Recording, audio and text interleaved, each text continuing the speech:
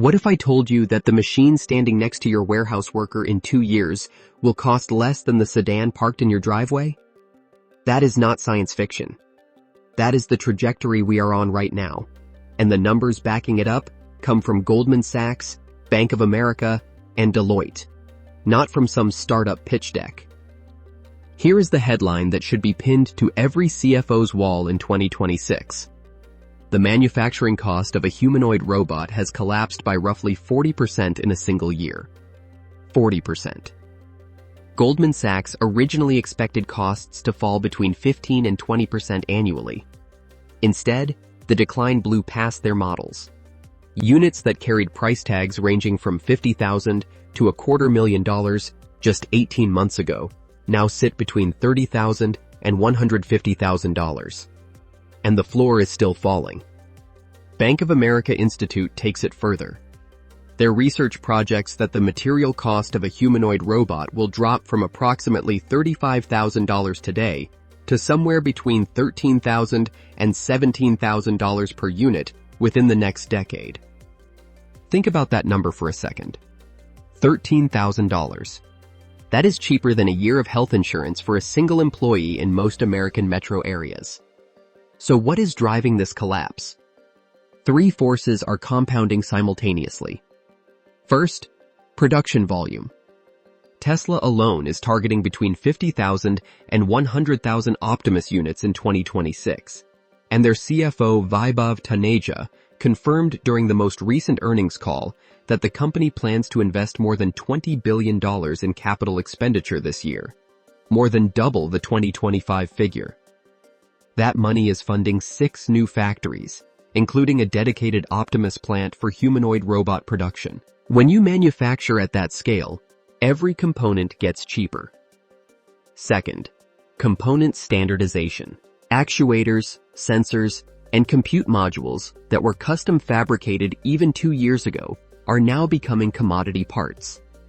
The same dynamic that drove smartphone costs down is now playing out in robotics. Open-source AI models and cloud-based inference are further reducing per-unit software costs, so the intelligence layer is getting cheaper at the same time as the physical shell. Third, and this is the one most Western executives underestimate, Chinese manufacturing competition.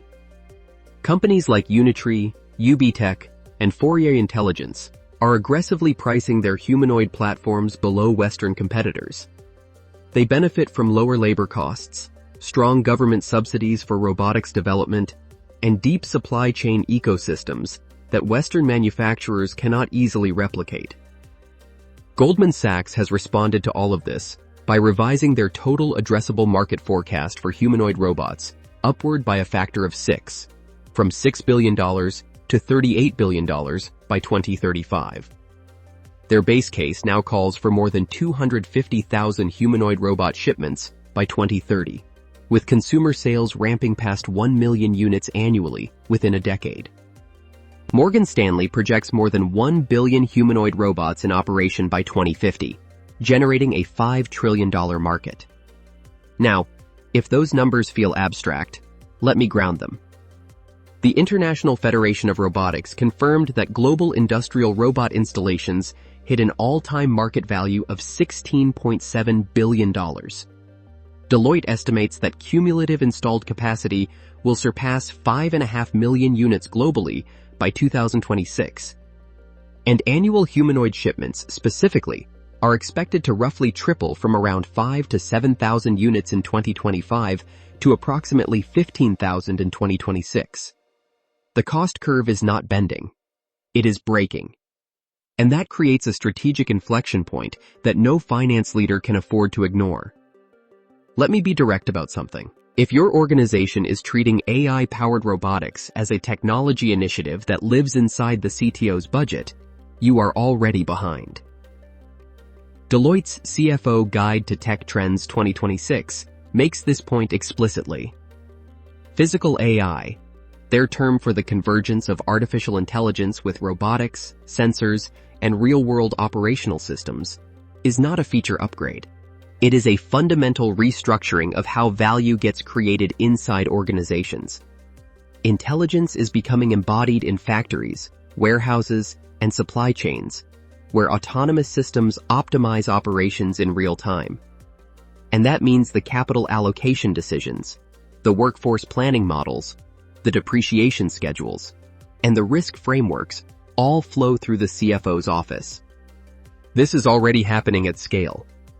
Amazon has deployed its millionth robot, and its Deep Fleet AI now coordinates entire robotic fleets, improving travel efficiency within warehouses by 10%. BMW is testing humanoid robots to handle tasks that traditional industrial robots simply cannot perform, tasks requiring adaptability, judgment, and physical dexterity in unstructured environments. But here is what Deloitte also flags, and this is critical for every finance leader watching. The rise of physical AI introduces entirely new cost structures. You have surging energy consumption from AI workloads. You have capital intensity that looks more like building a factory than licensing software.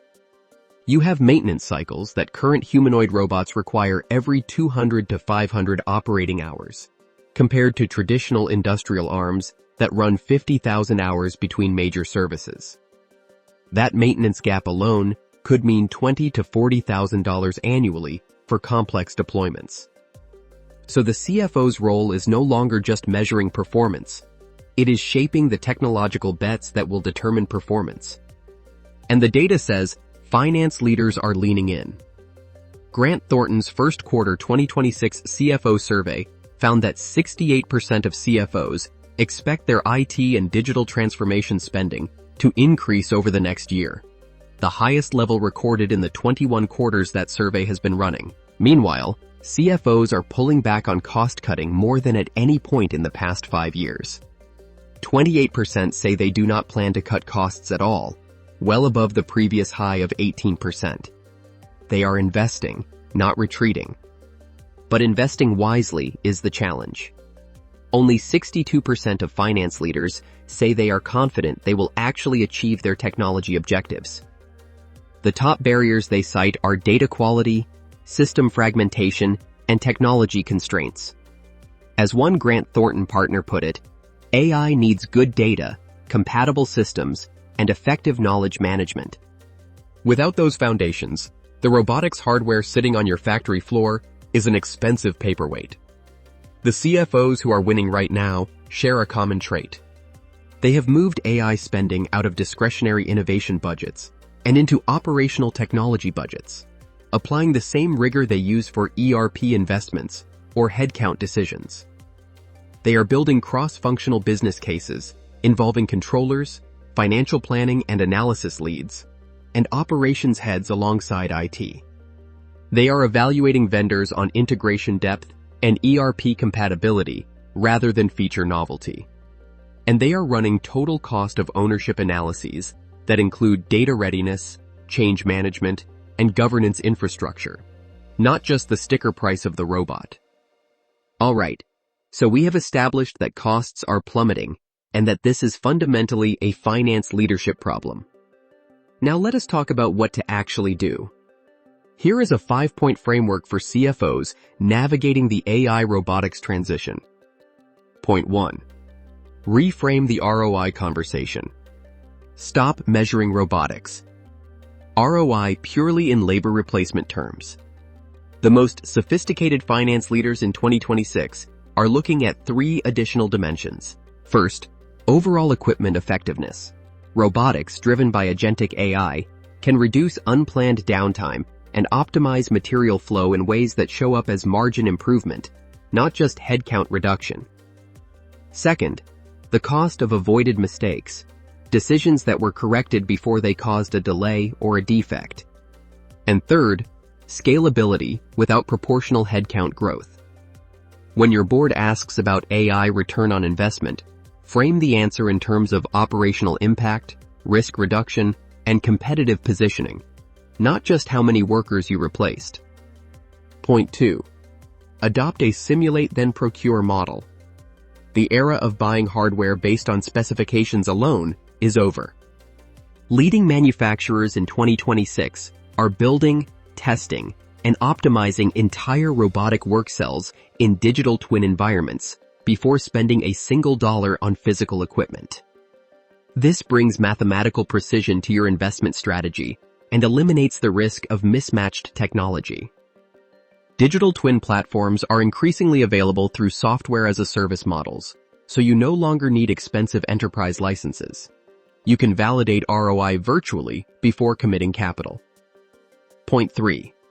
Plan for the maintenance reality. This is where many robotics business cases fall apart. Current humanoid robots are not anywhere close to the reliability of traditional industrial arms. You need to build maintenance costs, spare parts inventory, and technical support infrastructure into your total cost of ownership model from day one. Factor in safety certification costs as well. Compliance with standards like ISO 13482 for personal care robots and ISO 10210 for industrial robots can add $5,000 to $15,000 per unit in testing and certification alone. As robots become more autonomous, those regulatory requirements will likely become more stringent, not less. Point 4. Address the talent gap before it becomes a crisis. Skills gaps now rank among the most significant barriers to realizing AI return on investment.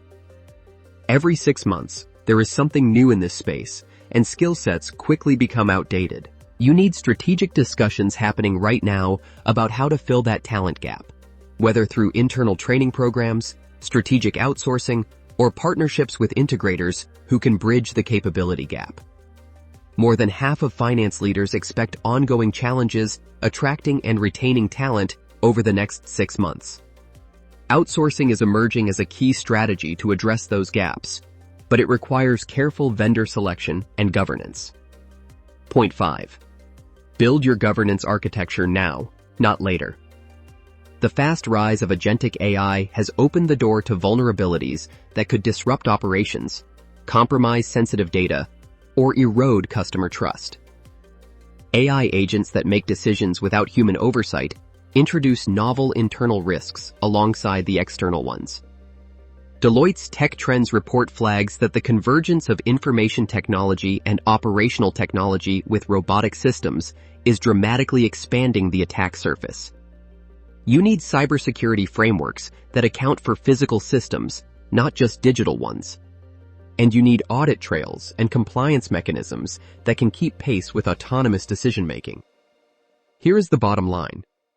The competitive risk of not deploying now increasingly exceeds the operational risk of deploying. 2 years ago, CFOs saw AI adoption itself as the primary risk. Concerns about accuracy, compliance, and control dominated every evaluation meeting. That calculus has inverted. The organizations that move decisively, with disciplined capital allocation and robust governance, will define the next decade. The ones that wait for perfect clarity will find that their competitors already built the future without them. The cost curve is your invitation. The strategy is your responsibility. Do not waste either one.